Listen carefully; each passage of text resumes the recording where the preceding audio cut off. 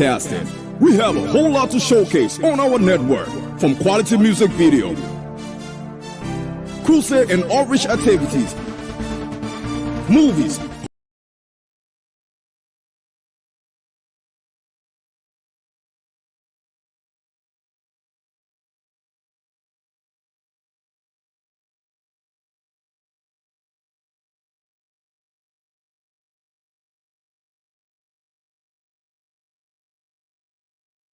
Liberia, it's your day. It's time to party. This is real fight. Doing it for y'all. I am proud to be a Liberian, and I don't care what anybody go say. I will jump and sing and shout hooray, 'cause today is our Independence Day. Liberia, oh our day. Liberia, we are free. Liberia, number one. Liberia, Liberia, our day. Liberia, we are free. 'Cause today is our day. Liberia now my country, now my motherland. I be where them bomb me. That's why I started the hustling. So if you don't know me, then judge me. We don't want gunshots, we don't want po-po. All we want is equal rights and peace to make our dough. Hey, yeah. Liberians, you and me, Liberians, me and you. Let's live in harmony and peace who prevail. Do what is right and good and take our children back to school. Hard work and determination and we will fail. Economically, strategically, physically, we can make a difference automatically. Let's live in unity, all for one and one for all. I am proud to be a Liberian, and I don't care what anybody go say. I will jump and sing and shout hooray, 'cause today is our Independence Day. Liberia, oh our day. Liberia, we are free. Liberia, number one. Liberia, Liberia, our day. Liberia, we are free. 'Cause today is our day. How long will you cry? Tell me how long. Rise up, forget about the past. It's dead and gone. Don't hate your brother, for you're capable of doing wrong. All we have to do is join hands and sing this song. We are free. Liberia, we are free. Oh, more war. Forever we are free. Time when we are, oh my baby, and if we get narrated, fire to my pa, remember, Bombaga wege, are you ready? Bombaga wege, people, are you ready? Independence Day, jump and shout to it, screw face, boy, I am proud to be a Liberian, and I don't care what anybody go say. I will jump and sing and shout hooray, 'cause today is our Independence Day. Liberia, oh our day. Liberia, we are free. Liberia, number one. Liberia, Liberia, our day. Liberia, we are free. 'Cause today is our day. My people, today is your day. It's time to party. You know, time to shake that stress off. Forget about the past, it's dead and gone. Now sing with me, let's go. Say whoa, whoa. Say whoa, whoa. Yeah, yeah, yeah, yeah. Say boo, boo, boo, boo, boo, boo, boo. Okay, when I say screw, you say face. Screw, face, screw, face. When I say screw, you say face. Screw, face, screw, face. I tell you, Liberia, Liberia, say Liberia, Liberia, Monrovia, Monrovia, Monrovia, Monrovia, pimpini, pimpini, pimpini, pimpini, pimpini, pimpini, pimpini, pimpini, pimpini, pimpini, pimpini. That's what I'm talking about. Liberia, it's your day. Jump up, hey, put on some, hey, put on some, hey, hey, put on some, hey, hey, put on some, hey. Now what's your body? Shake your body, shake your body. Now shake your body, shake your body. So bend down, whoa, Liberia bend down, oh. Ah, bend down, oh. Liberia bend down, oh. Ah, say put your hands up, hemba, put your hands up, hemba, hemba. This is Crew and the Fist, Ajay. Liberia, oh our day. Liberia, we are free. Liberia, no more war. Liberia, Liberia, our day. Liberia, we are free. Today is our day. Liberia, oh our day. Liberia, we are free. Liberia, no more war. Liberia, Liberia, our day. Liberia, we are free. Today is our day.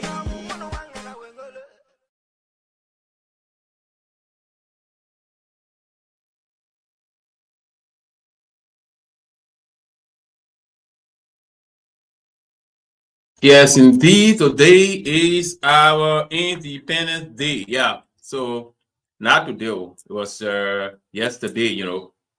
Saturday. Saturday. Yeah. Saturday was Independence Day. But of course, again, we'd like to say a pleasant welcome, good evening, and welcome to the show. This is your favorite. That's the program Frontline Focus Roundtable. Good evening, Riverses on DCN Radio. And my name is Eric Opatwo. I'd like to say you are welcome to this edition of the show. Today is Monday. It's the 28th day of July, and the year remains 2025. Very shortly, I'll be joined by my colleague Gabriel Sawa of DCN Radio. Gabriel will be here, and together we're going to bring you exactly what you need to know tonight. What are we talking about? A lot of issues, the way the July 26th was celebrated.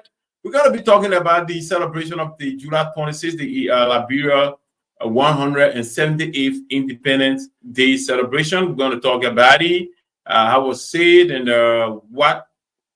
how can we compare that to others Independence Day celebration. That's what we're going to be talking tonight. We're also going to be talking about a trial by ordeal that is being conducted in Cestus. And Gabriel Sawa has in detail. He's going to be telling us what is happening there, how is it being done, and who ordered that. We're going to be talking. Gabriel is going to be giving us the detail, and then we are going to be doing some analysis of that. And commercial drivers in Montserrat County, Monrovia to be specific, staged a protest today.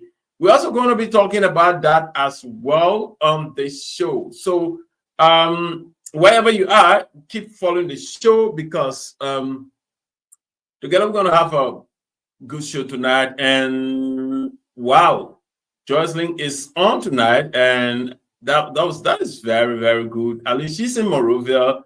And she's going to be talking to us, giving a little detail about the protest, the commercial drivers protest there. Yeah, she's going to be talking to us about that. And then we will be discussing all of those things. So tonight, ancestors trial by ordeal, the current protocol Satewu is being conducted in Cestus. Who commissioned that?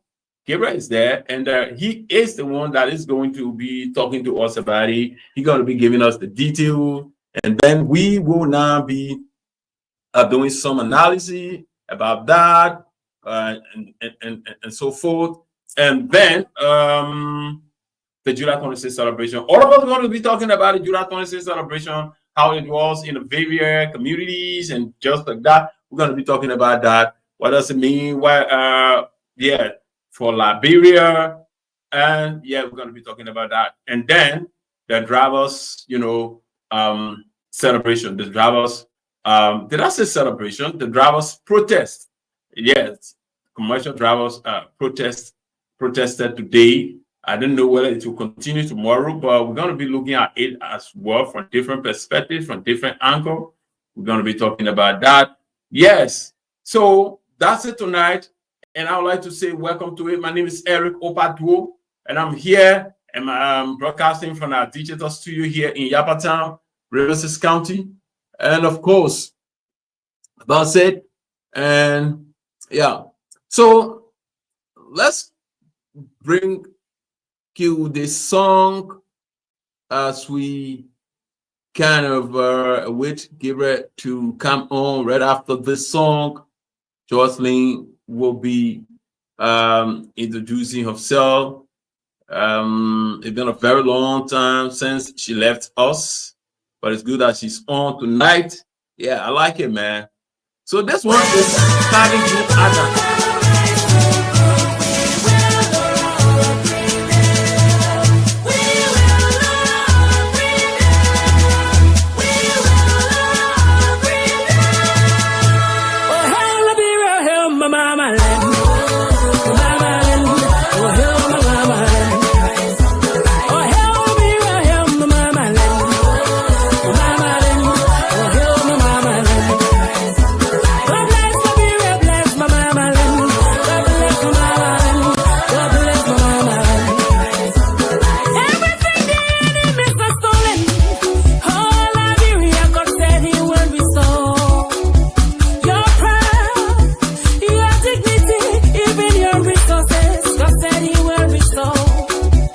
You say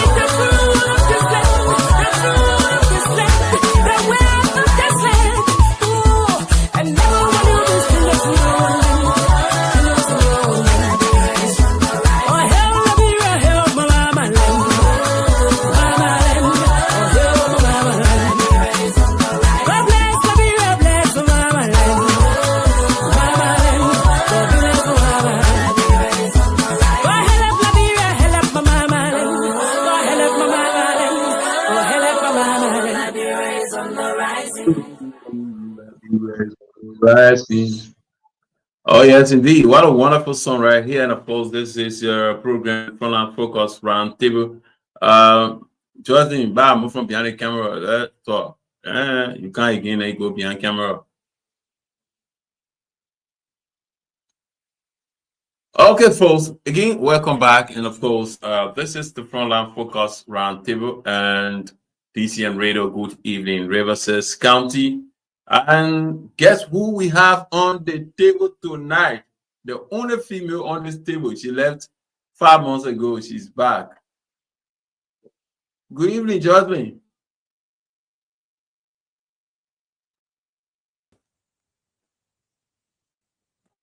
Good evening, Eric, and good evening to our many listeners. It's good to be back again to share my perspective on the different topic that will be discussed as it go along. How have you been keeping? It's been a very long time. But again, I just want to register that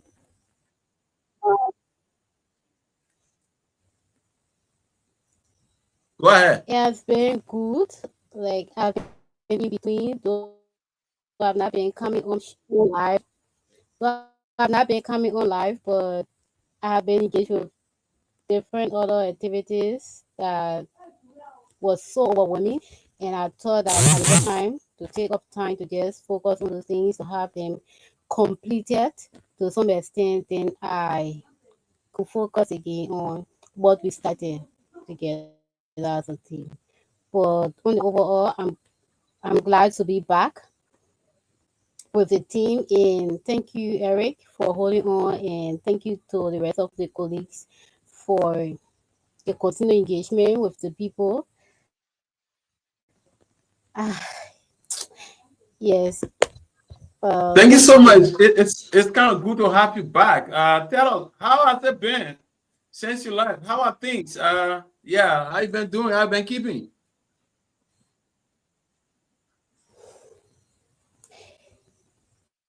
So, quite frankly, it has been stressful because I had a lot of deadlines to meet, and that's basically one of the reasons why I have to, like take a back to adjust and complete some of what I was doing. Though not 100% yet, but I mean, at least it's something that I can stay on.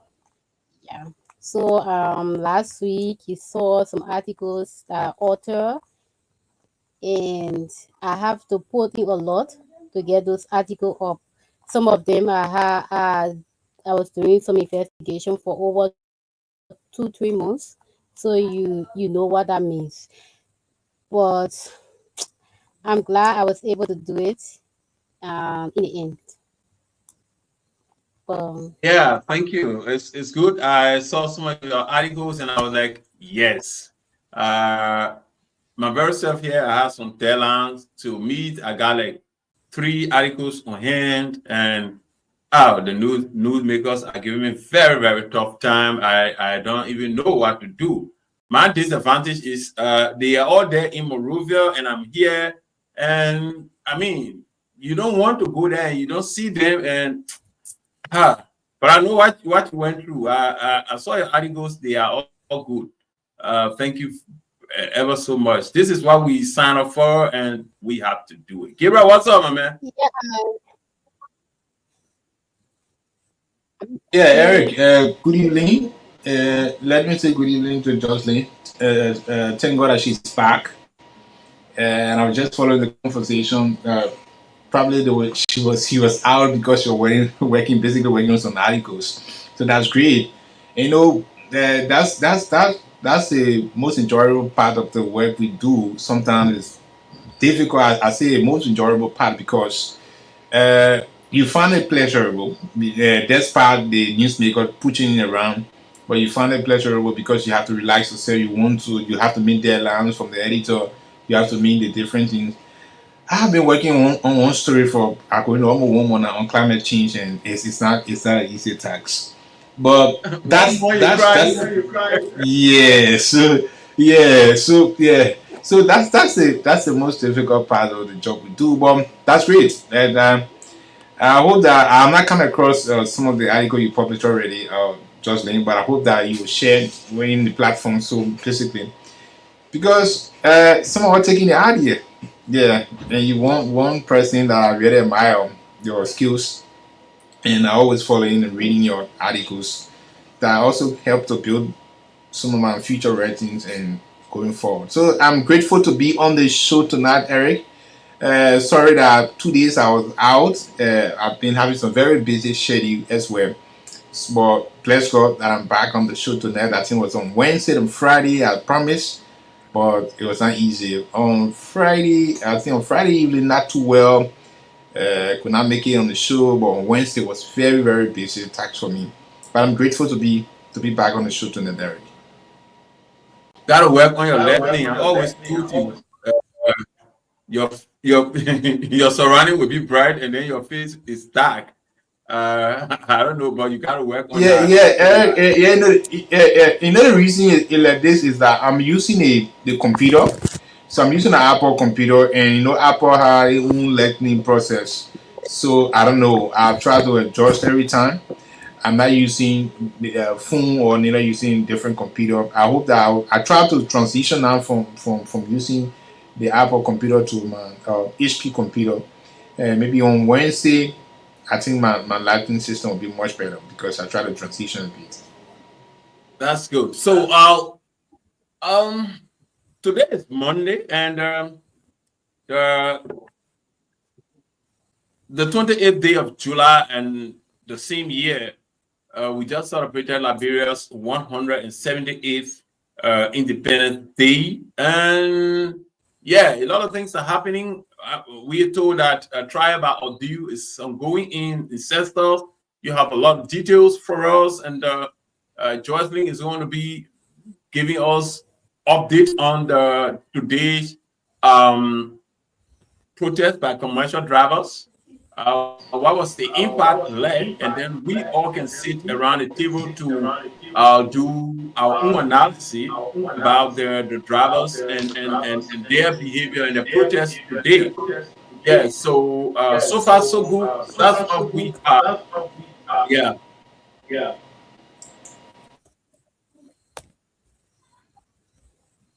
Uh, yeah, I think that's a very good lineup for tonight. Commercial driver goes through action. I don't know whether across the country or in a specific area, but I think in my mind, if it's across the country, you're gonna have a greater impact on the local economy, most especially leeward counties like Riverside. You're gonna have a more greater impact because that's why we have a better road. Uh, we limited motors, not motorcycle, but cars coming in, limited vehicles coming in. So when there's a go slow action, it will have a greater impact on us, on the local economy, on movement of people. A lot of different things going to happen. So we hope that what got them agitated and stationed is go slow action will be solved, will be resolved. I don't know details of that, but I think they can sit around the table with the different policy makers so that they can be able to resolve that particular situation. Because if they really decided to say, okay, look, that they go slow action go for this, they're gonna have a greater impact on those all from the rural areas. So yeah, Gabriel, you are correct, but though we haven't gotten the issues they are pushing, except that we talked to some passengers today who were to come to Riverside, Buchanan, and other places. Obviously, yes, the protest though was staged in Monrovia in Monterey County, but you and I know that it will affect other parts of the country, given that, I mean, people will leave from Monrovia to come to Buchanan. So even if the protesters were not in Buchanan, you cannot come to Buchanan because the drivers in Monrovia are saying we are not going anywhere. You cannot come to Riverside because the drivers in Monrovia are saying we are not going anywhere. So yes, though the protest was staged in Monrovia or Mosurado, but it had a trickle-down effect on all of the conflicts. Well, I am not saying it is not people's right to protest. Protestation is the right under the Constitution, yes, but you can exercise your right sometimes for a very wrong reason. So every time when people talk about a protest, and then some people will say, "Oh, it's a people constitutional right." It's a people constitutional right. Yes, it's a constitutional right, but we should look at the reason they are protesting. All right. I was talking to a passenger today, though I'm yet to confirm, but she said the people are protesting. We came to the parking. They said the government is telling them. In fact, police is extorting money from them. That was the first thing. And then the government is telling them not to take 2 in the front, not to take 4 to the back, and you have it. Now, if this information is anything to go by, Gabriel, you and I know when it comes to exploitation, when it comes to extorting money, I think the drivers, the commercial drivers in this country, they are at the forefront. This is some, sometimes when people do this thing, I don't like to kind of talk in about this. That has to do with a commercial driver protesting. I said that I'm going to talk in it. These are people, a group of people in this country that are very, very much unreasonable. Trust me. If the price of gasoline goes up today, and from Buchanan to Monrovia is 1,000, the commercial drivers will increase the price, transportation fare from 1,000 to 1,005. And when you ask them, they say because gas price gone up. The gas price comes down, and the transportation fare remains the same, and they wait for another time for the gas price to go up so they can increase the transportation fare. They are the same people taking 2 to the front, 4 to the back of a sedan or taxi. And when accident occur, somebody will tell you, say, "Oh, from the taxi, about 8 persons was on this taxi." And that should just be 4 persons plus the driver. So because they created that condition, the police, when they get to the checkpoint, they also are so kind of corrupt. They will say, "Oh, can't get my thing, let me pass." So they all created this thing. You carry more passenger, you violate, and then the police too, instead of giving you ticket, they will say, "Give me something." Now they are saying it and say, "Oh, they are extorting money from us, and they are not allowing us to carry this." We talk about policy in this country, Gabriel. Every time we say, "Oh, no system in Liberia." Can the system implement itself? No. But the government puts in place system, and we, the same people, will go and protest. They say no commercial motorcycles should ply the principal street. The main road, Boulevard to in-town, we protest. Driver carry 3 passengers at the back, 1 at the front, plus the driver 2, making a total of 5 in a sedan. We protest. Don't put load at the back of your car that you will not be able to see in the view mirror. We protest. And again, sometimes I blame the government. Sometimes when some of these things happen, if government can find an amicable solution. Like today, I was telling somebody, I said, if the government just bring 4 NTA buses right to E11 Junction there, and say from here Buchanan at 400, those guys will be forced to put their cars on the road. When the government put 5 NTA buses to Banga, parking there to go to Gantor, to go to Nima, Lofa, and other places, go and park your car. Some of these things, sometimes we have to jump in it and talk it the way it is. It's not because you got right to protest, so you got right to spoil things. And then when the government wants to fix things, you say, oh, I protesting because it's a constitutional right. I heard another group that says they'll be protesting, I know, AUKUS, because rape is on the increase in the country. I'm tired in this. I'm almost like tired, man. Why would people kind of be doing so? At the end of the day, the people that were traveling today, they could not. And mind you, So Eric, Eric, let me just come in.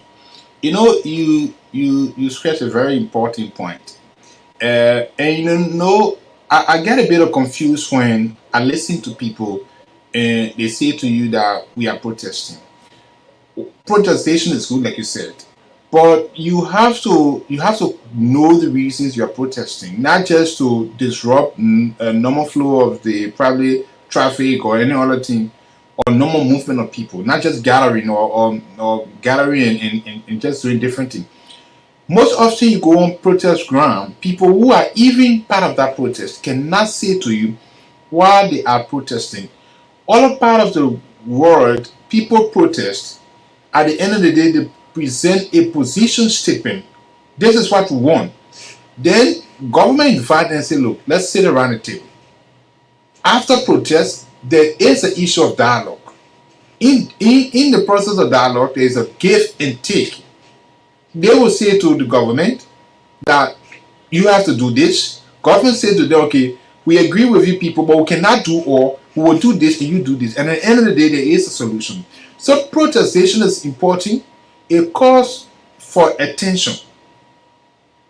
But you cannot just jump into the street, or you cannot say, okay, we're protesting because probably the government told us to do these things. Without a recommendation to the government to say, look, we agreed with what you say we must do. You are the government, but this is our position statement. We think we can do it this way.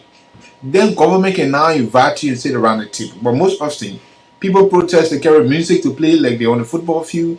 People protest, they carry alcohol to drink like they're having a party. People protest. So the protestation in Liberia, I think most often it does not, or the means of it. They say the end justify the means of the protest. You don't see it. People just want to. So for example, like you said, you must always look at what will happen next. What is next after your protest? Like you said, people are protesting and they don't want to put their vehicles on the road to come out of the Buchanan or across the country. Government says, okay, we have buses. NTA probably can say, we will use our buses and you can keep your vehicles. But at the point where the government don't have, this is where the government need you now to come on the round table and discuss. Because they don't have and you have it. And they know that if you continue to protest, the economy will slow down, the citizens will get strangulated. There are a lot of different things will happen. Every sector will be affected because transportation is a major part of running the economy. So they will have to lobby with you. But where they do have, they will not lobby. But currently, the NTA, I don't think in my mind that the NTA is in a capacity to make sure that they have buses all around the place. We understand that around 50 summer buses are coming in by next month or before next month in the country. If those buses arrived, I think the NT will be in that capacity now to say, look, let's be able to dictate to those guys. But for now, they can't. But those that are protesting, they have to make clear what they want. Why are they protesting? Or you just disrupting the normal flow of traffic or transportation? No. You have to be clear on what you basically protesting. At the end of the day, there will be a position statement presented to the government. At the end of the day, you are doing it to call attention. Probably you have been engaging the relevant authorities and they are not been listening to you.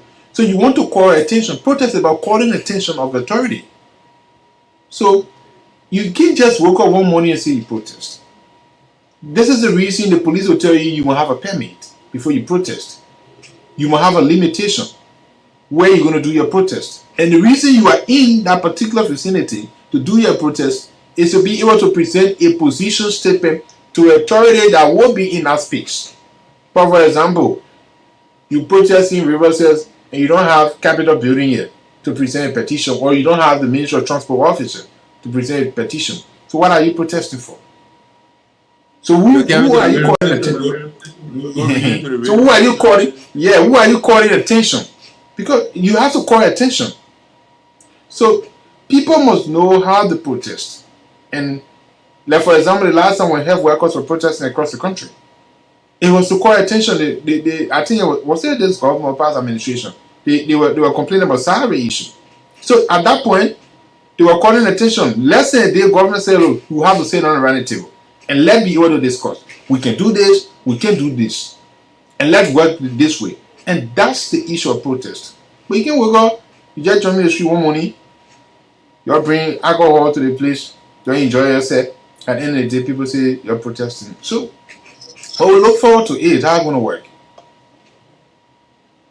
Yeah, so let's hear from Jocelyn. She's in Monroeville. Let us tell us how was it today? What was the impact? How did it really impact people today? The movement of people. Let's hear from her, and then we can still continue with these analysis. Jocelyn, let's hear you, man. You are in Monroeville. The people say you shouldn't go anywhere today. Yeah, but there are other means of mobility. So in the event where taxi drivers are not on the street, you have tricycle as well. You have FAC applying to certain areas. So for me, I usually use tricycle to go to work because my office is around ELW Junction. So I did not go to Central Town today, but I was told that the taxi drivers was kind of protesting because they think, quote unquote, that the police was just issuing the ticket randomly, so they needed to call the national police attention to what was happening to take action. So to some extent, it impacted a lot of people who had some things to do in Central Monrovia, because at the moment, back not flying the main route to go to Central Town. But I mean, for people who were along the Japan Freeway, there are other means to which they can use to get to town. You can use tricycle as well. So I mean, yeah. But on the overall, I really did not follow why they were protesting and what was the outcome of the protest and all of that. But um, I think the way protest is done in Liberia, it's kind of sad and taking away a lot from the main issue, because protest is not just one violent scene, but it's a form of telling our leaders this is a problem and we think you need to address this problem. But in Liberia, we just center it around ourselves, what we stand to gain. So one morning I could wake up and say, okay, I get issue with President Bwaka, and then I rally people who support me to come out. That's how we do it most times. But actually, I think there's a cause, but the way in which we go about it, at times it takes away from what we're supposed to gain at the end of the day. And until we can change that, I don't think all of our march or our mass action or protest or whatever name you might give it will yield any result. Because we all saw the July 17th protest. If you say you are calling leaders' attention to missteps in the country, I don't see why you will resist to give your petition to someone who comes out to receive it, especially if the person is in the position to address your issue, like like they did with the lawmaker. Those are people who are close with the authority to craft laws, with their responsibility to address the different missteps that we think is happening with the country. So if you come out to say, okay, I can't give it to you, I want to give it to a particular person, then it says something different about your intent. So I think, I mean, the way in which our approach we need to change our approach to this kind of action if we want the kind of result that we seek. And look at the thing they're saying. Because police issue them tickets randomly. So I mean, I'm not a police officer, but I know that I mean the police will issue you ticket when you are asked not to carry three, not to carry four. Stop a taxi. Every taxi you stop in Monrovia, two to the front, four to the back. Especially those guys are coming up interior, overloading the taxi, and you're saying that. And even if the police issue you ticket, challenge the ticket in the court of law. Even one day So get up and go and go ahead.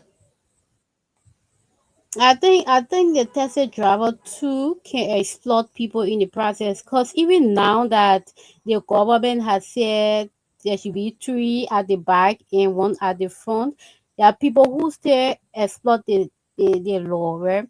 You still have people taking people four at the back, and you the passenger, the moment you want to raise the issue, they become mad at you, and you have no choice but, I mean, to just go, because you don't have your private car. You depend on these commercial cars to go to work. You getting late, and you wouldn't have the time to go back and forth with the person. You just want to go with whatever they say to you. So I think they themselves too are exploiting the system, and they're taking advantage of the fact that the law has not been working. And now that people want to try to change everything, in Liberia, when people try to do the right thing, you say, oh boy, it never used to be that day, or during the other time used to be that day. But change has to start from somewhere. So let's start it this time, and let it roll out as we go along. And Jocelyn, you are right. Even if you say, oh, I'm not going to sit, or I'm not going to allow anybody to get to the front with me, the next thing they'll tell you is then you pay for two persons. Especially those of us that can come from outside Monserrado. You gotta be careful and say, oh, you put in two to the front, say, oh, you want for two person to get to the front, you pay $2,000. And you don't have a choice. You just have to allow somebody to get there. So I mean, anyway, again, I don't blame them, because I don't think the police have actually been giving them tickets. Because if police have been giving them tickets, like they said, they won't be doing what they're doing. Because I mean, you on a car and you reach to the checkpoint, the police and the officer looks in the car. He sees two persons to the front. He sees four persons to the back. He sees the load all at the back and on top of the vehicle. And he just shows his hand and drops something in there, and he allows the car to go. And it's kind of getting used to it. So, like you said, now that things are trying to change, now that the government is saying, no, we changing some of these things, they are angry and they're there staging protests. Now, let me tell you the fun. Why it is true that today they say, oh, no car going all the time. There are some drivers that will go and park as far as SKD, send people to go around to look for somebody going Buchanan. You won't go $2,000 per person.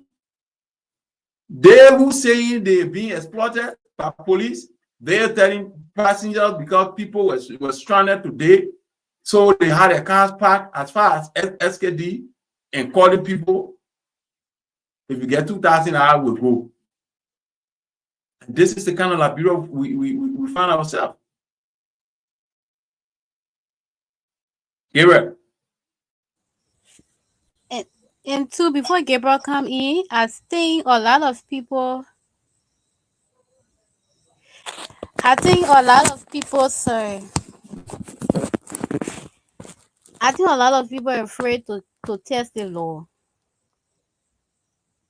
True, you are I correct. think a lot of people to test the law. Cause I know of recent, um, I I didn't follow the case, right, but I heard about the case of about Dicky challenging a ticket that was issued to him by a law enforcement officer in the traffic, and he won that case. So most times, because these taxi drivers are extremely afraid to test the law, we just be okay. Me and I get money, so when we go to court, the person who has the money will win the case. So the kind of perception that we have about the system, that's why most times we don't like to try it.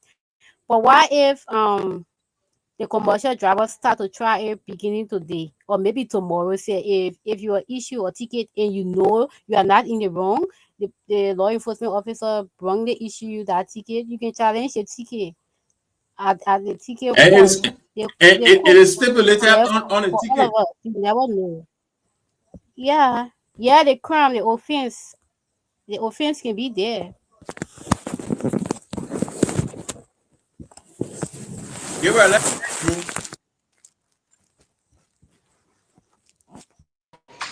Yeah, Eric. So I think I've been following Jocelyn and what she basically said about some of the issues surrounding protest and challenging the ticket. Most often, Eric, let me start from the ticket issue. Most often, some of our friends. Let me give you an example of what happened recently when I was traveling uh, around the Timbo checkpoint going to Pecan. When I reached the checkpoint, was it a Timbo checkpoint I was going to Pecan? I think there was a checkpoint in Cecil, around Cecil Bay itself, around the police station, not Pecan Road. So when I reached the checkpoint, I saw the stop sign. I slowed down with my motorbike and parked off the road. So the police officer came to me and said, "Oh, you are very loud about it. Most people will speed until they reach closer to the checkpoint before they stop." I said, "But I saw 5 meters away from the main checkpoint, I saw a stop sign. And the sign told me to stop. So I had to stop. And I stopped and rode the bike outside of the road. So he came to me and said, "Oh, where are you going?" I said, "Oh, I'm moving around in the city." He said, "But before you pass this place, you're supposed to dress in this one." I said, "Yes. Uh, it's a violation of the law." He said, "Yeah, you have violated the law, but I have to give you a ticket." And I admitted I violated and appeal, and he granted my appeal and said, "I've never seen no more." And I passed through. But other people want to justify those actions because I knew that if I challenged the police officer, I violated already. Because the fact that the law says that you have to dress this way before you can ride. And I was not that dressed because I was riding within the city limit. And I was not going outside of the city. I decided to just ride to where I usually park my bike and wash it. So I knew I violated. But most of all would want to justify. Then the second motive is if you know within yourself that you are right to challenge the law, to test the system, what is working, most people will not want to do it. Like if I knew that I had everything and the police officer was okay, I have to give you a ticket still, I would say no. And I will get the ticket and go and challenge the ticket to the court to say, "Look, I had everything on me, but this guy still wrote a ticket and gave it to me." So we have not reached that place. And this is the trust thing. We have not reached that spot, Eric, where Liberians will have to challenge the law, where they will have to challenge the police action or in court. Because most often we feel that anyone who goes to court is a person who have money. And although you don't have money to spend in court, you're not going to go to court. And we still have that belief that justice is served only to those who can afford. And justice is not served only to those who can afford. Justice is served to everyone, whether you can afford or you cannot afford. This is why the law, they get public defenders that are being paid by the government to defend your legal interest. If justice are only served to people who can afford, there are no reasons that the government will have hire lawyers being paid and to represent people who don't have a lawyer. This is what the court will tell you. Do you have a lawyer? If you say no, the court provide a lawyer for you to represent your legal interest.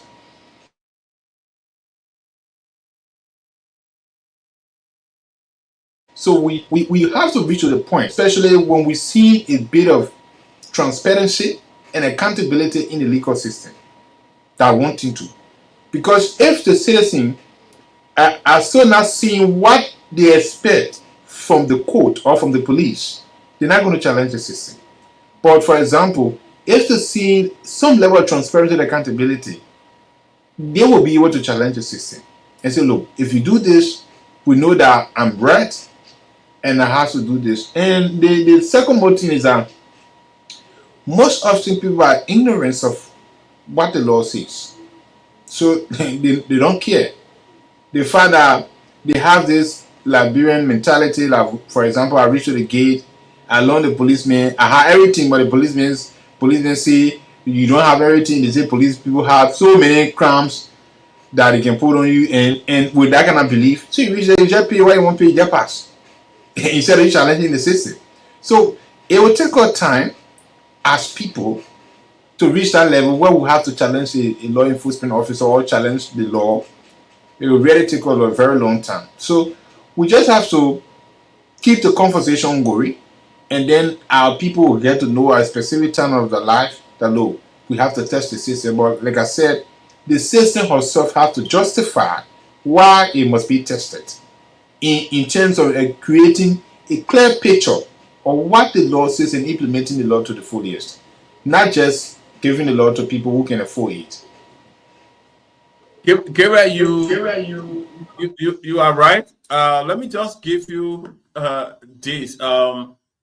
Since the 14th of July, Lone Star took my $20 because I intended changing the money online. They subtracted the money from my account, and up to now, they haven't sent the Liberian out of component.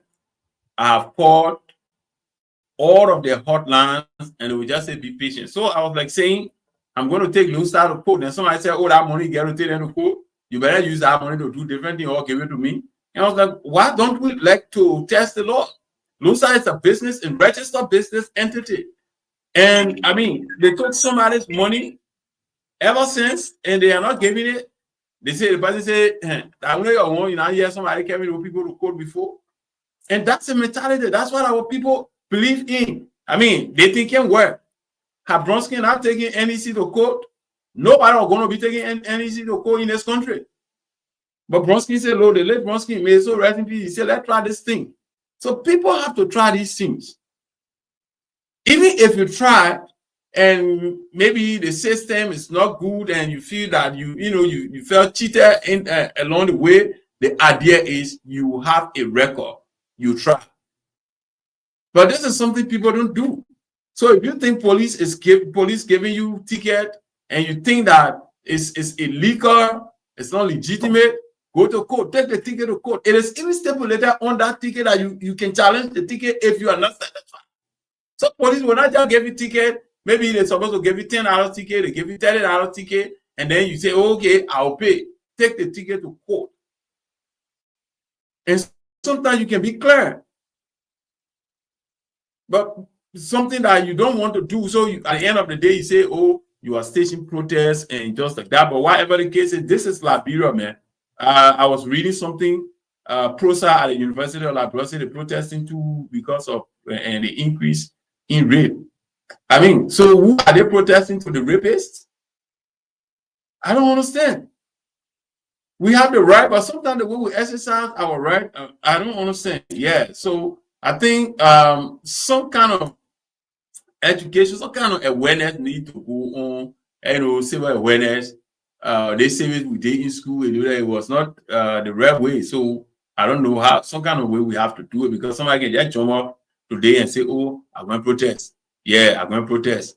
And yeah, so that is it. So, well, folks, if you just join us, this is Frontline Focus Roundtable. Tonight, we're discussing commercial driver protests in Montserrat County. And of course, the celebration of Liberia's 178th Independence Day. I mean, this is our second talking point, and then Gabriel will give us details about the tribal ordeal that is ongoing currently in Riverside County. He has the details, and then we can talk about that. So let's take a break. When we come back, Gabriel, you want to open the lines let's interact with the public and talk about the driver and talk about protests in general. Let the public have their views on that. And if you have viewer through Facebook, you can go to the comment section, let us know what you think. And yeah, so let's take this break. When we come back, we will open the lines and then let's hear from you.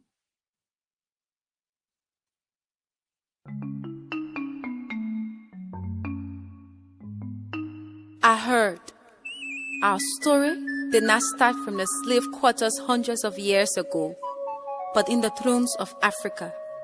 For unto us a beautiful land was given, a home of diverse culture, but one people. Yes, Liberia, a jewel, the jewel, a nation that has been hit by many bullets. But this land, this is the home of the most resilient people, fighters who don't know how to throw in the towel, beautiful men and women who dare to beat the odds. People made stronger by the struggles they go through, struggles you may consider impossible to go through. But we are Liberians, and this is our Liberia.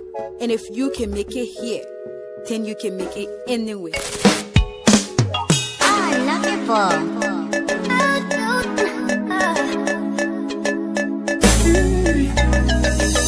Red, white, and blue, 11 stripes unite. I'll hail the pride of Africa. You can dance to our groove, shake to our tune. Whatever you want, oh yes, we got you. If you can make it here, you can make it anywhere. Liberia.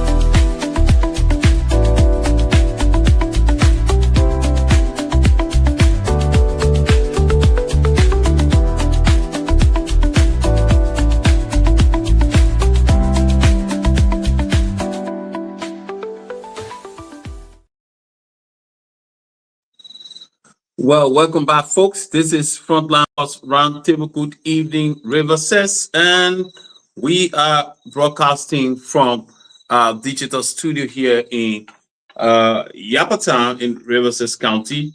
And of course, my name is Eric Obado, and I'm here with Gabriel Sawa, Jocelyn Wie, and of course, yes, we are here and talking issues as it relates to Mama Liberia.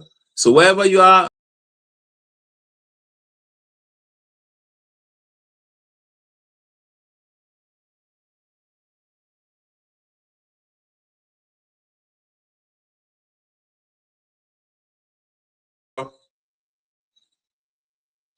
oh, why is my camera turning around? What is going on? Gabriel, are you there?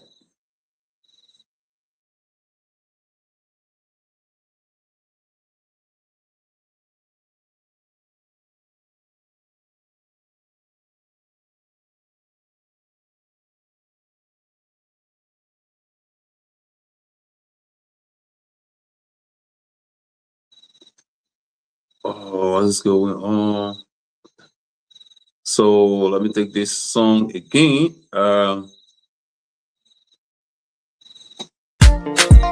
Ay, ay, ay. Happy 26, oh yeah. Julian, you know, shaking. Shine, Liberia, shine. Shine, shine, shine, Liberia, shine. July 26 is Independence Day. Let's celebrate, celebrate, celebrate. Let's celebrate, celebrate, celebrate. Shine, Liberia, shine. Shine, shine, shine, Liberia, shine. July 26 is Independence Day. Let's celebrate, celebrate, celebrate. Let's celebrate, celebrate, celebrate. It's Independence Day. Let's sing Liberia. Let's love Liberia. Let's build Liberia. Oh, it's Independence Day. Patriots, nationalists, together. Let's build in unity. It's Independence Day. UNITY is Independence Day. UNITY is Independence Day. Celebrate, celebrate, celebrate. Imam, celebrate. Celebrate, celebrate, celebrate. Babolu, Nova, celebrate. Celebrate, celebrate, celebrate. Get my mommy, celebrate. Celebrate, celebrate, celebrate. Maryland, Redbrook, celebrate. Celebrate, celebrate, celebrate. Nigeria, Rivergy, celebrate. Celebrate, celebrate, celebrate. Riverside, Sino, celebrate. Celebrate, celebrate, celebrate. Bassa, Makibi, celebrate. Celebrate, celebrate, celebrate. Mansa, Rado, celebrate. UNITY, that's Independence Day. UNITY, that's Independence Day. Let's dance together. That's Independence Day. Let's come together. That's Independence Day. Let's laugh together. Yeah. That's Independence Day. Let's plan together. That's Independence Day. Let's dance together. That's Independence Day. Let's pray together. That's Independence Day. Is rising, Liberia is shining, Liberia is rising, Liberia is Independence Day. Oh yes, indeed, Liberia is rising and it's Independence Day. What a wonderful song here. Gabriel, what's up, bro? You back? Sorry, it was a bit of break in transmission. So, Tingo, I'm back. It was a bit of break in transmission. So I was following the Independence Day song. I don't know what was the one by Ambassador Judy Andy. I was just playing something else from the other side, from the, you know, that gospel music, that national songs from the the church, Little White Chapel, eh? How you call it? From Calvin King Adam? No, not the one from Calvin King Adams. So Little White Chapel. Oh, Little White Chapel, yeah. Yeah, Wake Up Liberia. It's one patriotic song I always love to play. So I was just playing there when you were playing the other side because when I have the breaking transmission, I was disconnected. So grateful that we're back. So I think we can now open the telephone line to take some call because we have a lot of issues to discuss tonight on the show. So we can now open the telephone line to take some call. So, So let me open the line now. The lines are been activated 055743900 0776309132 are the numbers 055743900 or 0776309132. So you can put in your call, you can, and we'll hear from you about some of the discussion points today on the show. Most especially surrounding the first discussion point about the driver go slow action.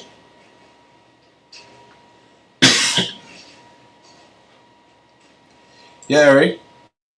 and it's 25 minutes after 9 o'clock. And as we wait call, we want to keep talking on the second talking point, as we mentioned earlier, the July 26th celebration. Let's start with Joyce Lane. How was it in Monterey County?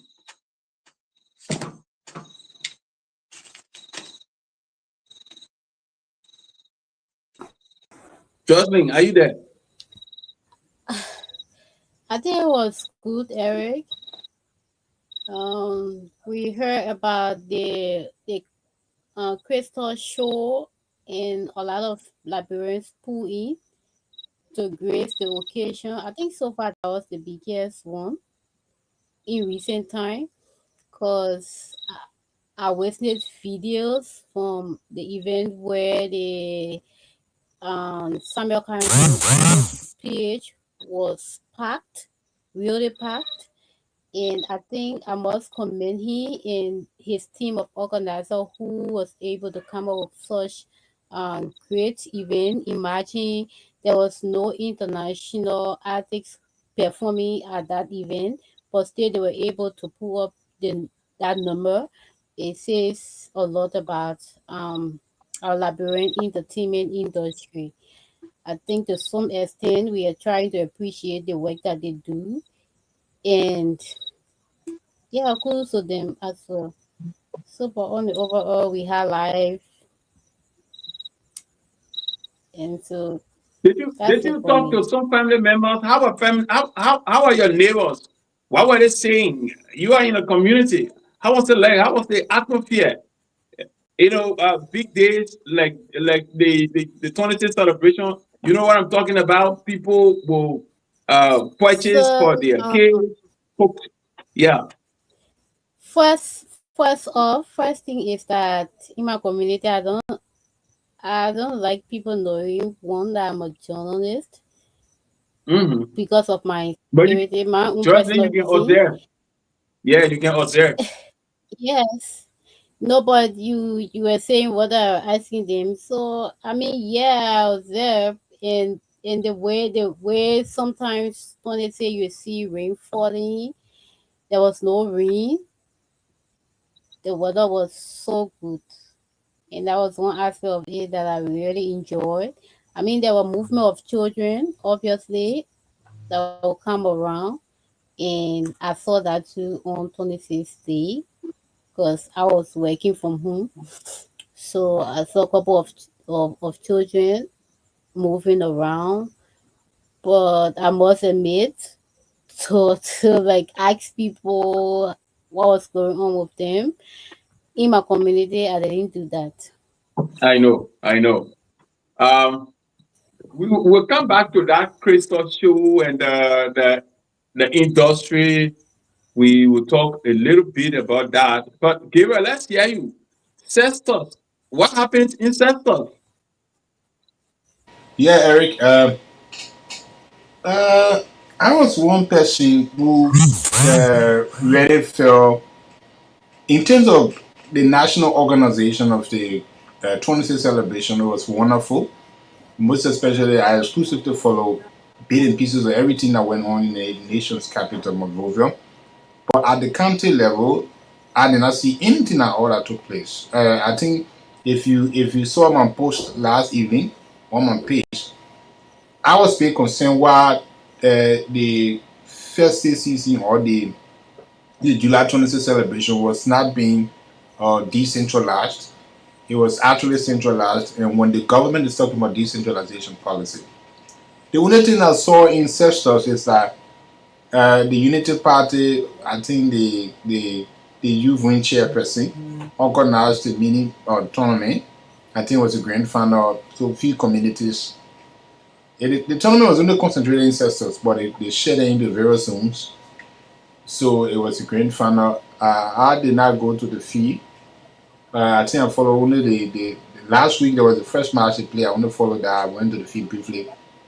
But it was the only thing that basically took part that I see so far that happened in sectors. But Yes. people were doing that normal. I come here, right? Maybe you give an update about what happened in Yapatan. People were doing that normal business. It's not like usual where the government will organize children party. There'll be a lot of different activities. The food will be shared into the different community, the disabled community. Except for, I think the representative of the district who made some donation, even to radio stations, to media entity, including mine, who made a few donations and to other institutions. And I think with the exception of him, but in terms of national organization with the local authority, I absolutely did not see anything that took place. Yes, so we know that there was no national event in Riverside as a county, but what we want to know is the overall celebration. How did people, in terms of maybe we want to create the celebration, how was it from the community? We there was no national celebration, national organization, but the people themselves. Let's get outside of the government doing something, but let's look at it from that perspective, from the citizen perspective. Yeah, Eric. I think from the citizen perspective, there were a lot of celebration homes. Let me name it. People were really, really happy, and there was a bit different from other 26 that I've seen here, because you know and I know that 90% of our people are people who are working for government, are civil servants, people who are working people. The working class are government officials or civil servants. So they got their salary before the 15th of July. So most of them were able to purchase. They went to Buchanan, they went to Monrovia, purchase for the children. Other people brought their children here for vacation or for the festive season. And there were a lot of different celebrations at various homes.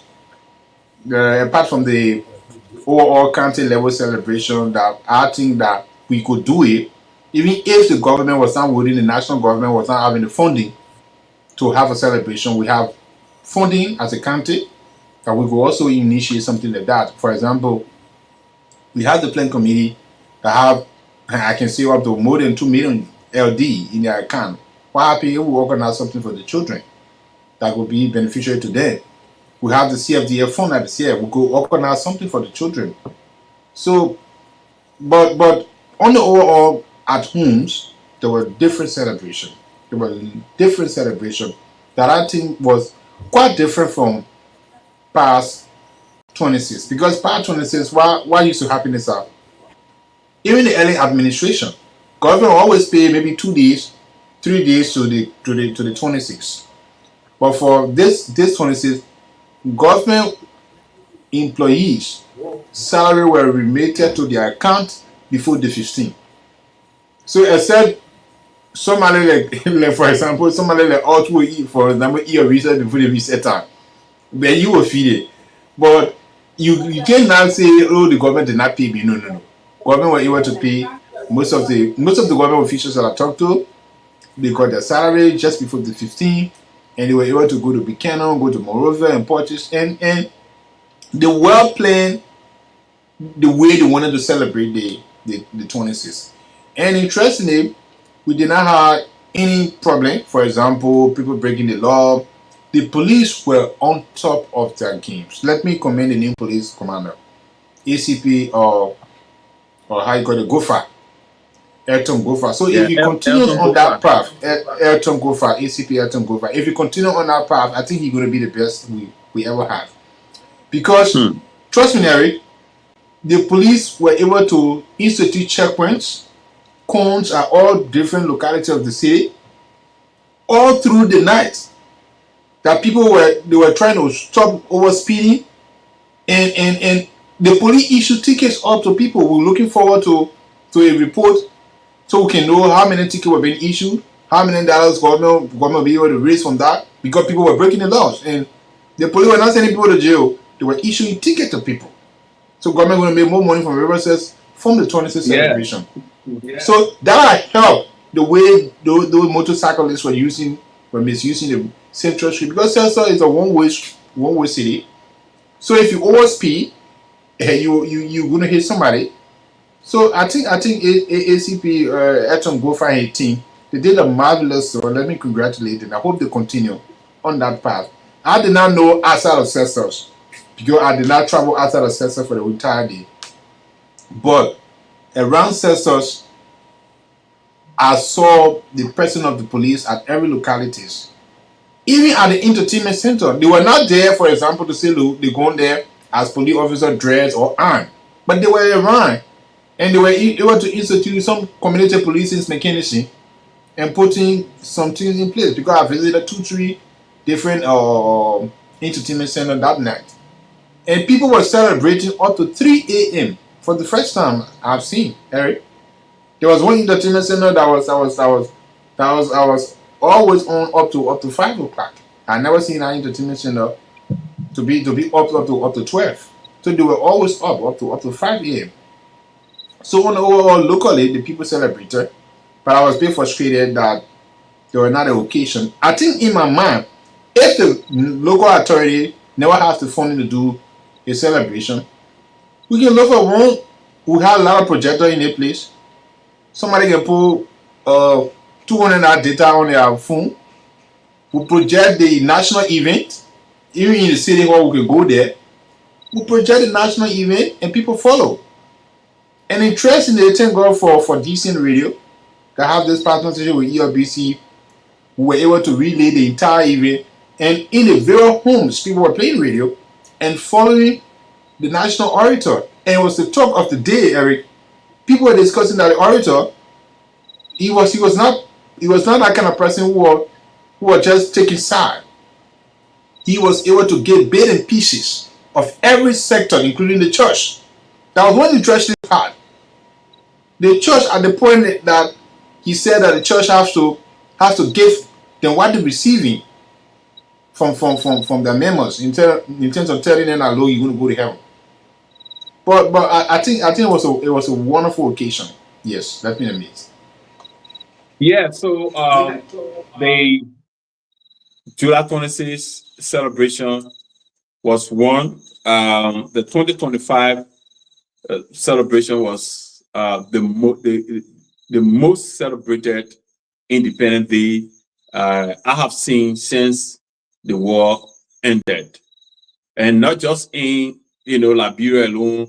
If you have followed the social media, you saw people, Liberians in Minnesota, you saw Liberians in Philadelphia, you saw Liberians in the UK. I mean, it was just celebrated all over the world. Surprisingly, Davido had a show. And I mean, Davido had the whole July 26th Liberia costume on him, 1847. So this is to tell you how this Independence Day was the most celebrated Independence Day. If you came to Yapata at that time, hey, look, people stay outside until 5 o'clock in the morning.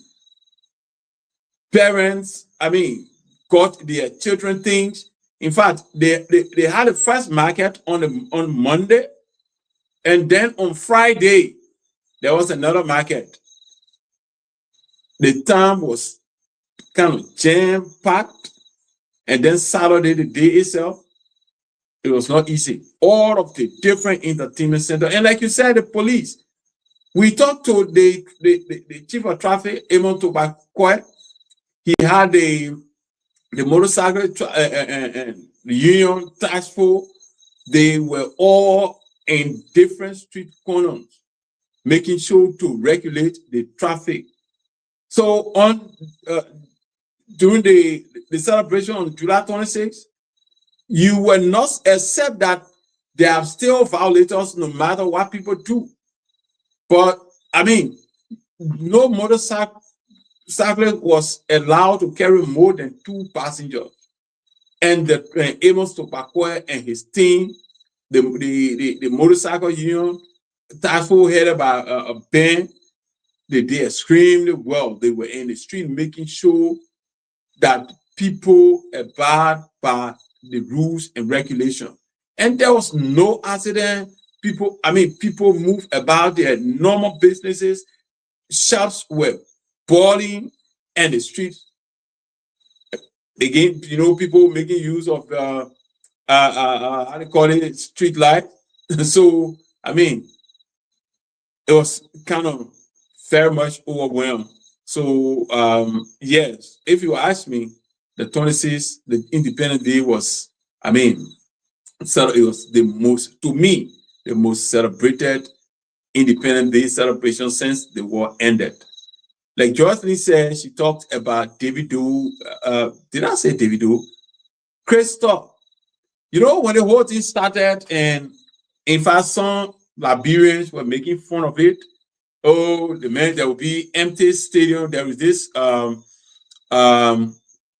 page called Yeke Koluba. I know what it is. His own page that says there will be empty stadium. He said only county meet final can pack that stadium and all the stuff. And some people were like, oh, the other artists will not go there. Christoph with this and that. But when I started seeing video footages of the stadium, I was like, wow, does that mean Liberians have now agreed to support their own? Because I mean, for the time past, you wouldn't have had, I mean, you would just get few people, going to those places, especially when they don't hear the name of any international artist. But I mean, to have had that place packed to capacity, I think the industry is entering in a new era. And for me, it's not just about one person. It's not just about Christoph and his team, but it's about all entertainers in this country. What I saw over there was it just has to do with togetherness. Because I mean, if they are beefing each other, the other person calling this other person frog, the other person this, you wouldn't have had that. But I mean, he had the ability to bring all of them together, because guys that are even in beef, all of them were there. So this guy, for me, I didn't think that Christoph would have, kind of make that man, because for the time past, people took him for granted, said all kinds of things about pull that kind of crowd, bring all of almost all of the artists in this country together to make that game. I think he's on top of the game, and Liberians are now ready to kind of support, their own.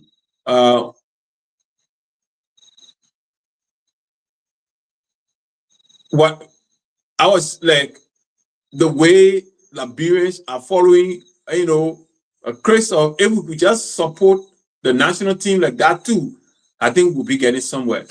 Yeah.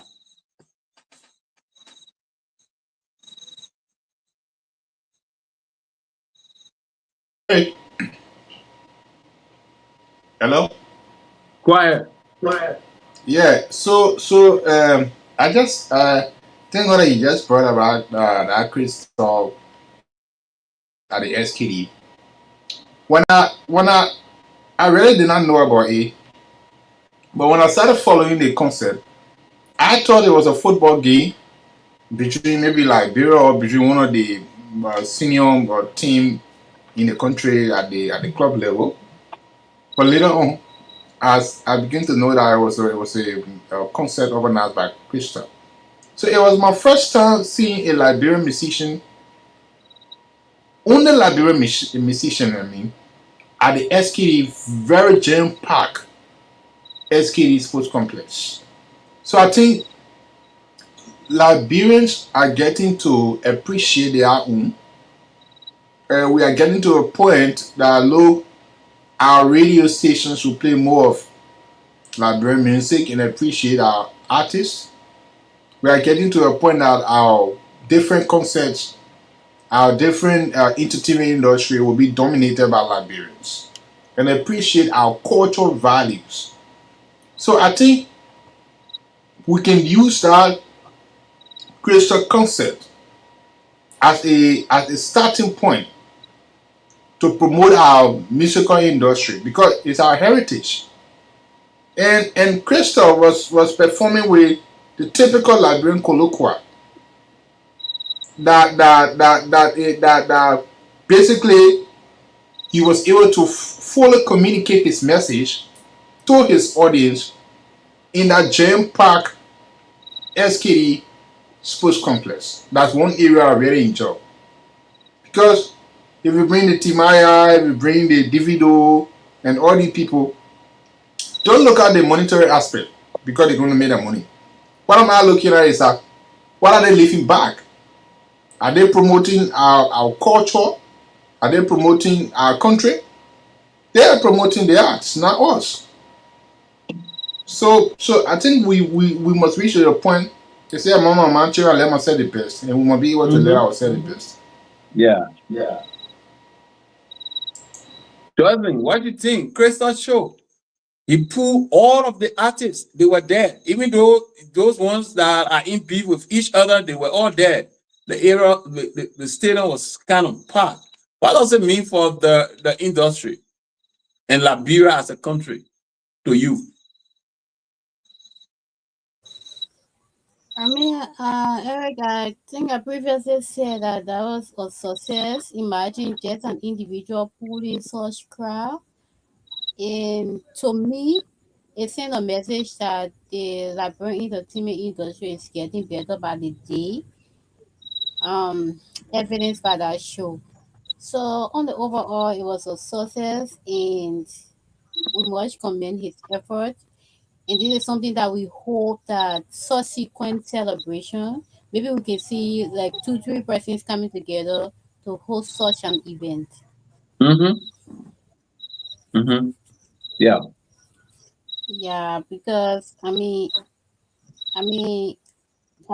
think about um collaboration. I've not seen much collaboration with not just with the entertainment industry but other sectors. This is something that we all don't usually do like that. I don't know why, because most times it's like we want to take the glory ourselves. But it pays to collaborate, and the speed at which you get the work done um it's fast compared to an individual just doing it alone.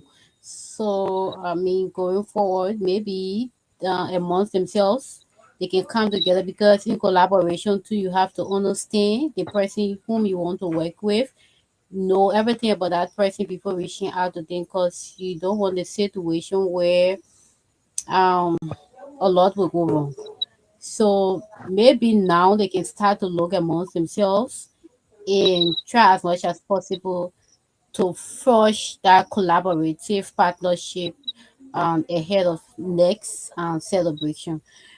We have August 24th here too. I know this kind of event take a lot of time, a lot of planning, but I mean that kind of collaborative work can make it happen in the split second. So yes, Mm-hmm. that's Yeah. something I look forward to them doing as well.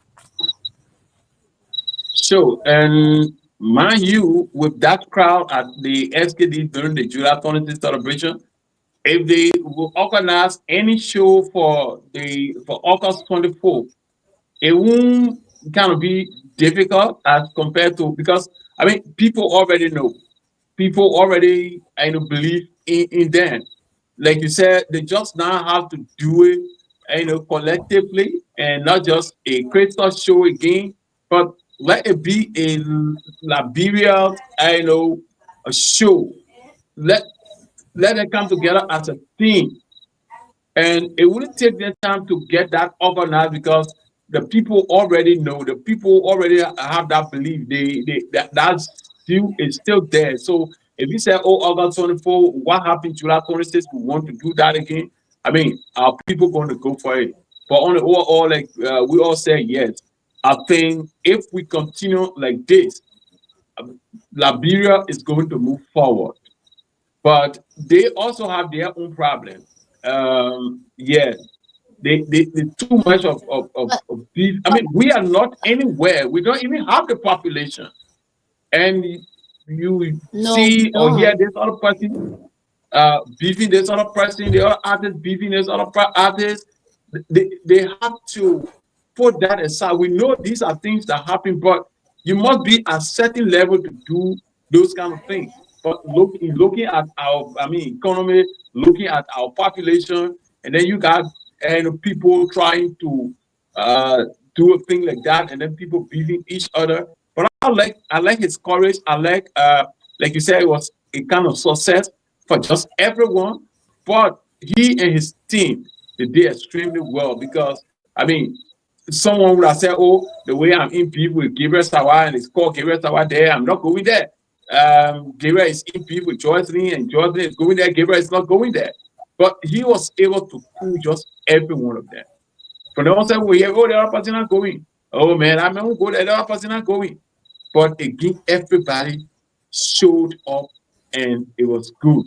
It was actually good. I think this is good for Liberia, and I would say, yeah, shout out to Crystal. Yeah. Gabriel, But I we think have also, yeah, go ahead. hello. So I was saying, I think too, they need to engage the Ministry of Information, Culture Affairs, and Tourism, because I think that ministry, to some extent, is responsible for this kind of event too. So when it Yeah, comes to Independence Day celebration, let the ministry get involved.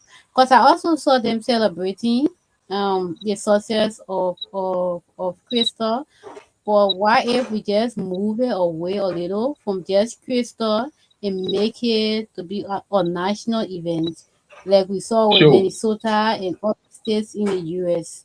So I Mm-hmm. think it could be a Mm-hmm. national thing instead of an individual thing. So this Yes. time around, the Ministry of Information or whatever government entity that is responsible should have some level of support, to give some level of support to whatever activities that will be organized. Organize a national event and bring you guys on board to perform. You are correct. So Gabriel, we have like 7 minutes, but Yeah, Eric. talk to us about that thing, that your thing you're doing in Texas. What happened in there? They say you're doing something Rudel. Yeah, Eric. I think we'll bring details of the particular issue. We'll continue to look at it, look at the different sides. So we'll discuss the particular issue on Wednesday in details. But just Okay. to give you a bit of gist, you and Jocelyn, about what happened here in Cestus.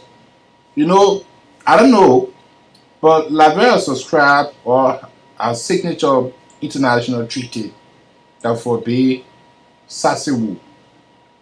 We have instituted national policies that forbade Sasiwu. But I don't know, as tend to be corrected, let me see, sorry, whether the Ministry of Internal Affairs can authorize people to conduct tribal deal or Sasiwu, because there are speculation that people have been given certificate as a certified or I don't know what a judge or who to conduct tribal deal. As I speak to you currently, 2 days now, I've heard that there's a tribal deal being conducted, being led by the traditional council, headed by Chief Boko Fizad. And I understand from sources. I went at the area around that place today.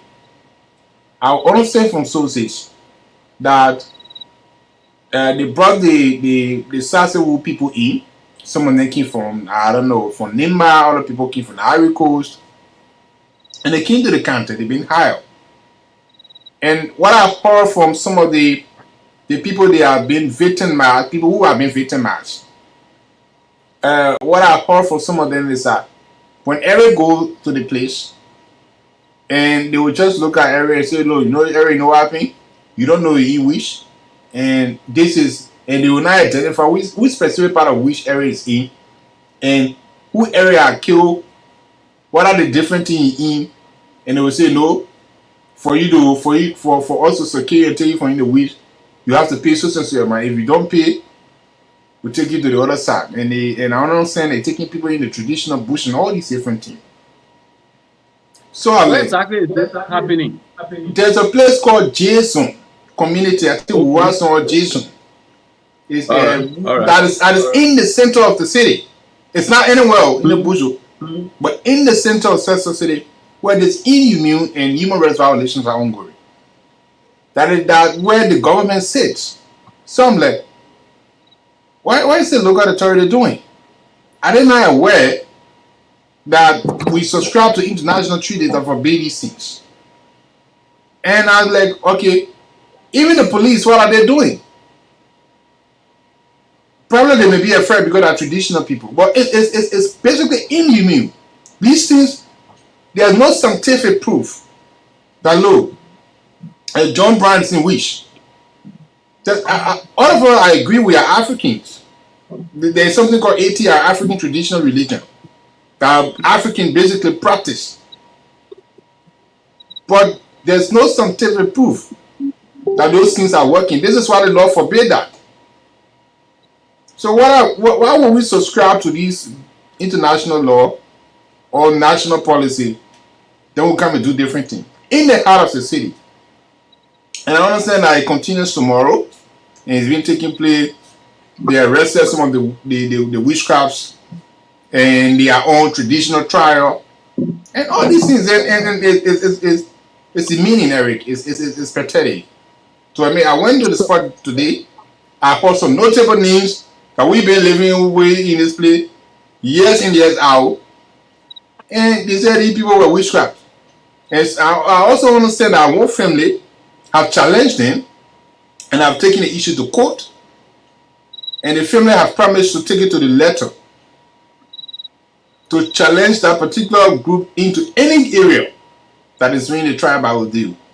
And again, there they go, they collect money, and some of the people who are conducting that particular trial are making business. They brought in bucket, they brought in this one, and they're selling it. So when you go there and say, no, nobody say, we can only say, and all those things. Eric, it's basically inhumane. It's complete human rights violations. So tomorrow we need to kind of follow up and not just go into where it is happening, but the office of the superintendent. He represents the Ministry of Internal Affairs. We want to go there to talk to him, because I don't think people will just come in the county and start to carry out those kind of things without the superintendent's office not being in the know.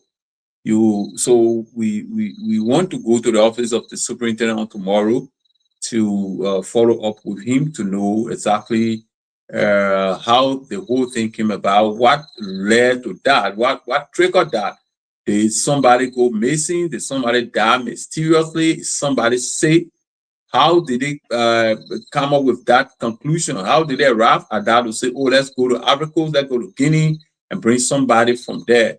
Did something get missing? What happened? And who sanctioned that?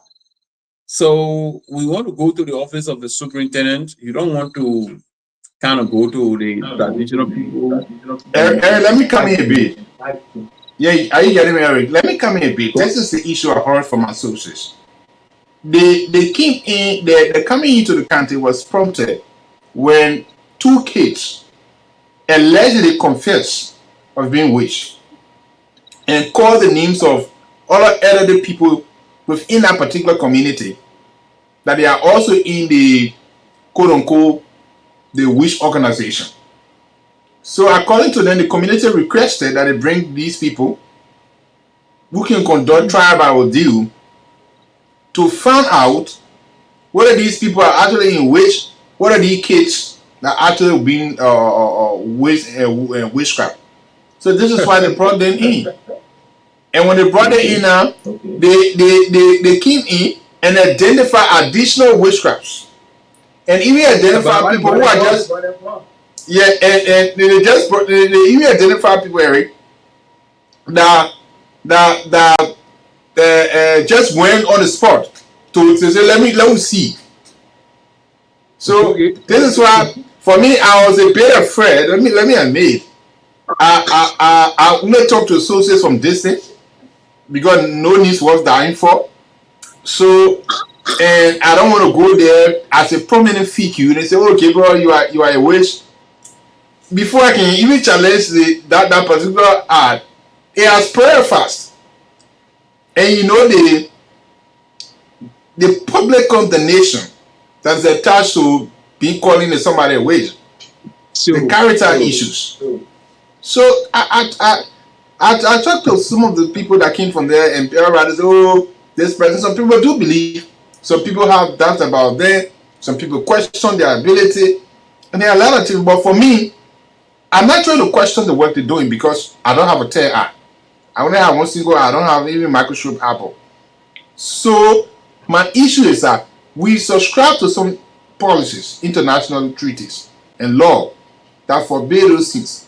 So why are we still practicing it? So how scientific is that particular issue? And when the government sat here, the last time that particular trial ordeal being conducted across the river that brought the dismissal of the native superintendent. You know that story, Eric, during the George Weah era. I know. The native superintendent got a job 3 days later. You go across and go conduct tribal and he was fired by the Ministry of Internal Affairs. He was fired. You can still remember the story where Daniel Dokoto was a headmaster of tribal ordeal around the country. Yeah, he was a headmaster. Every part of River said you were conducting tribal ordeal. And most often the Ministry of Internal Affairs have to warn you. So I'm a bit confused, and I think the local authority have to explain to us what the people are doing here, what kind of trial are they conducting, who sanctioned the particular trial, and we don't question the ability of seeing wish, but what we're saying is that we subscribe to these laws. For example, what happened if the Human Rights Monitor, the United Nations Human Rights Monitor is here in Riverside? The Human Rights report will be bad for us, and that will scare away investors. You saw the story that came from Sino, that everybody subscribed to Riverside. It was you and another few colleagues that have to start posting on the internet. All of us have to share it before people can come up with a policy. So Eric, I think we have reached to the point that our government has to tell us basically what is happening. If the sanction is granted, if they don't, granted. Jocelyn, let's hear you. This is what happening in Riverside.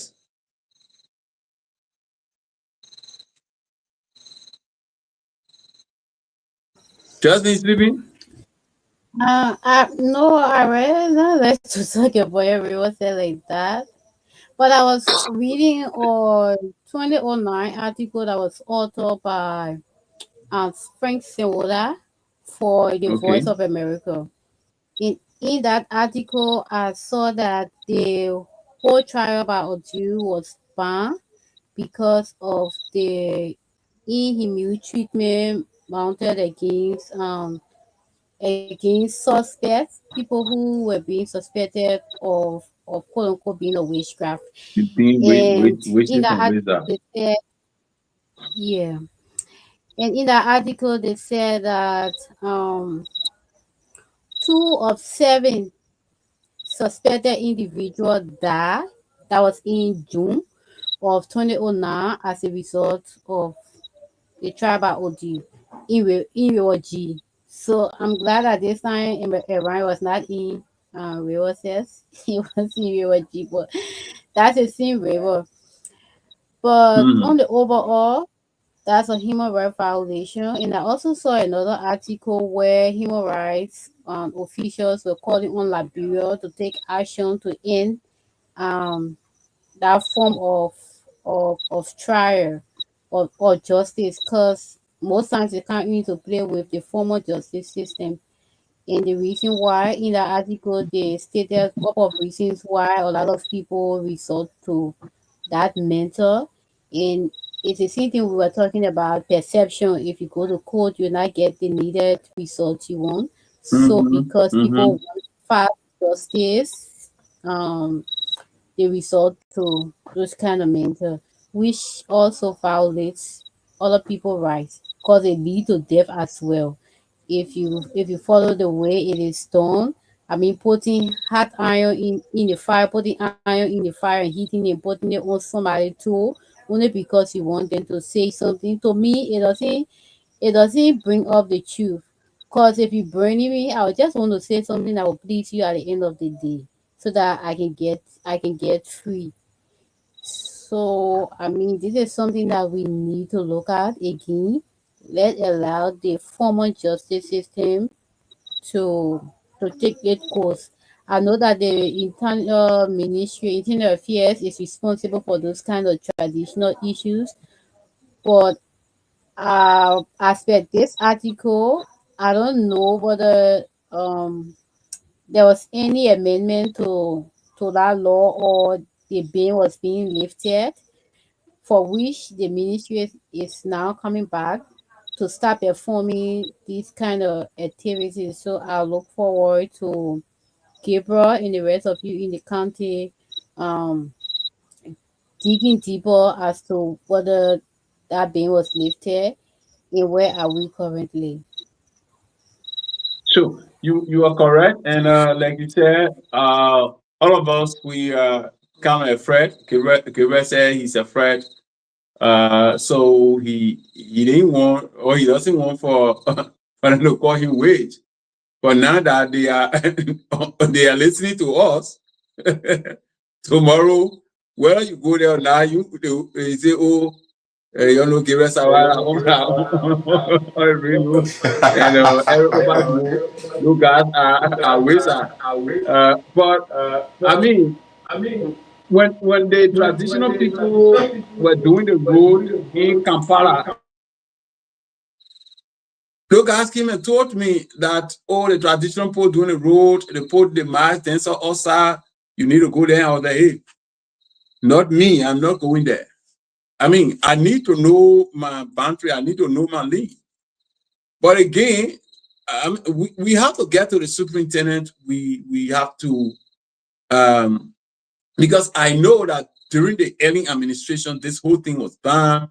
And they said there is no scientific proof to prove this. So if the Internal Affairs Ministry is still giving a permit, we need to understand, we need to do research so that when we come by Wednesday, we'll be able to, provide some better information as it relates to this. But right now, like all of us saying, we don't have a full detail, full information on whether the ban has been lifted, whether the Internal Affairs Ministry will give a permit to do a specific way or whatever it is. And how did it even come to Riverside? How did it start? And, who sent for those people? So we can, talk about that. When we go there and they say, "Oh my man, you people are wasters." Well, that's their business. The show is already here. People say, "Oh, because these guys were on the show talking about these people, I want to call them wasters, so or wasters or whatever." I can remember one boy drowned here in the Doe River because people that these people can grab, most of them are people that they already had that perception, that preconceived mind that this person is a wizard. So the boy drowned here on a Monday on the Doe River. He went to swim. There are different information. But then They went and recovered his left body the next day. But before then, they have already started accusing some backriders, some boys in this area. Accuse them. They said they grabbed the boy in the bush, they killed him, and blah, blah, blah. They said all those things. When they found the body, the coroner juror did what they could do, and they said, oh, no foul play, granted. People insisted and said, look, those boys killed the boy to the water side. People saw them doing it. There is nobody to come up front and say, yeah, I saw them doing it. Somebody will be like, oh, Gabriel saw them. Gabriel will be like, oh, Opa saw them. Opa will be like, oh, the other person saw them. But nobody to come up. Now they said they know the doers. They started, in fact, they named the doers. And some people are even conducting investigation, questioning these guys. Then they say, oh, we're going to call somebody to come and do trial by ordeal. So each household will pay $100. And I was not here. Someone called me and said, oh, the boy went missing. They say they will pay, everybody, each household should pay $100. So I say, I don't want to see anybody to my house. All of you already know who did it. You already said John Brown, Peter Paul did it. So you're going to call different parties. You're just go hold with people in and do what I want to do to them. They call the young people on the market building to talk about raising money to go call somebody. And I was there. I said, for me, I am not supporting this. All of you already know. You say this person is the doer of the act. So why you want to go call somebody again? Go and grab the man. And that was it. And like you said, your reputation will be at stake. That boy today, it was that thing that made him to stop riding by, because everybody who sees him, they say, oh, this is the person who did the killing. But nobody today will stand and prove that this boy did the killing. And that's just what happened. So people will already have something on mind, someone on mind, and say, this is the person. And my brother, when I call somebody, that person will say that this John Brown, because they have been preconceived already that this is the person. And we in a civilized society, for people to kind of be doing things like this, especially in central city, ancestors there, and not, not in the village, not in Pakwe, not somewhere in Niba, but right in the center of the town where the car will be passing through to go. I think it's something that worth investigating. We need to go to the superintendent. We need to go to the county administrator. I think he replaces the county county inspector. We need to engage him so that we know exactly how these people. One thing I like about Kofi, he will talk to the media. He's somebody who is media friendly. We're going to talk to him too, so we know exactly what is happening, how it is. But whatever the case is, I think this is what we have time for. We have time for. The time is, no time left for us again. When we come back Wednesday, we're going to talk more about this trial by ordeal. I wish that we would have gotten enough information.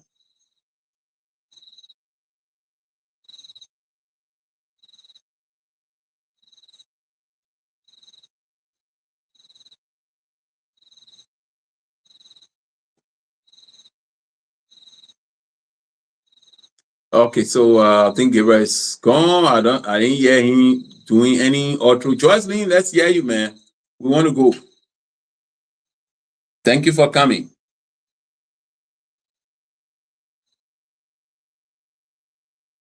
Jocelyn. She gone too? Wow, she also gone. Oh. Well, folks, that's all we have time for.